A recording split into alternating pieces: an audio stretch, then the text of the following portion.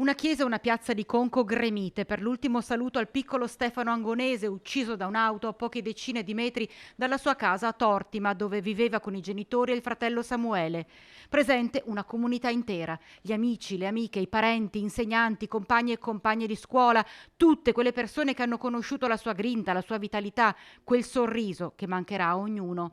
Una folla commossa che attraverso le parole di Don Luigi Bortignon, visibilmente scosso per la scomparsa di questo ragazzino, ha semplicemente voluto ringraziarlo per il fatto di essere stato parte della comunità, anche se solo per poco, solo per 13 anni. Te ne sei andato, caro Stefano, in una domenica di fine estate, lasciandoci tutti senza parole.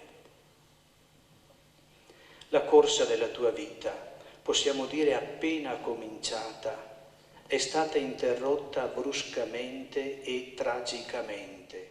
Stefano, grazie per come sei stato dentro la vita.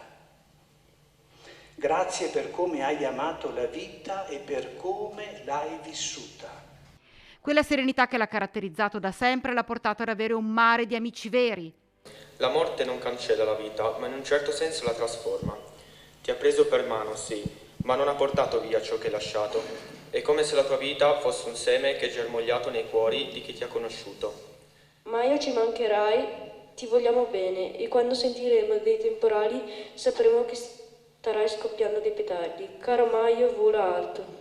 E toccanti le parole di papà Moreno e del fratello Samuele. Quando venivi da me per dare consigli e io ti ridavo e tu mi ringraziavi con un bel abbraccio.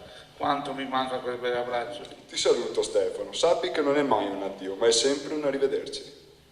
Tanto dolore perché tanto l'amore che ha circondato questo ragazzino strappato troppo presto alla vita. È emozionante il momento in cui i suoi amici e le sue amiche si sono riuniti attorno a Stefano, lasciando la loro firma sulla bara perché il loro legame resti per sempre. Un sorriso che resterà impresso nella comunità e quei palloncini liberati nel cielo, quasi ad accompagnare il piccolo Stefano nel suo nuovo viaggio. Stefano, fai buon viaggio.